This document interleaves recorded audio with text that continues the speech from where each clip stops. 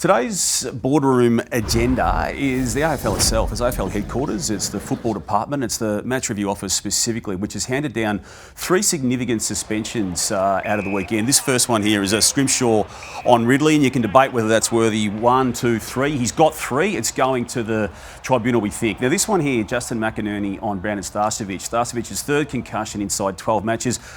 I feel it's pretty innocuous, Lloyd. I get the outcome as a concussion. That's why it's been given 3 weeks. And this is the most contentious one.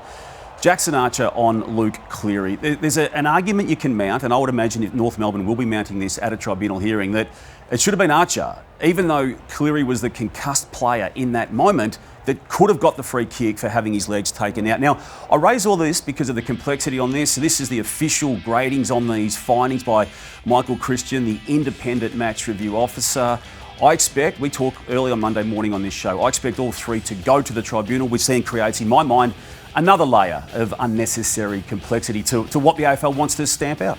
And you loathe this process, don't you? Because say in Scrimshaw's case, he was concussed himself, so he's not available for Thursday night. But if he wanted to go through the full process, they probably wouldn't get it done in time, would they? Just to go over it, as you say, Friday night game, he would have the right today to appeal that, to go to a tribunal on a Tuesday, and if he didn't like that outcome, he could take it to a appeals tribunal, which is held on Thursday night, game of match. Now, he's not playing, it's academic in this argument, but either way, these cases I expect to be going through the tribunal and through an appeals tribunal, which just, who's sending the message and why is it that lawyers ultimately are determining what it is that is the outcome? Yeah, and I just see it now. It's just the outcome based. So those 3 players, they don't deserve 3 weeks. So I think they all should go to the tribunal and they all should come out with a less of a sanction because 3 weeks is so excessive. To wrap up a wider conversation, do we just need to accept that accidents happen in a game that is promoted partially for its brutality? Absolutely. Jackson Archer's is a pure accident. Some may question,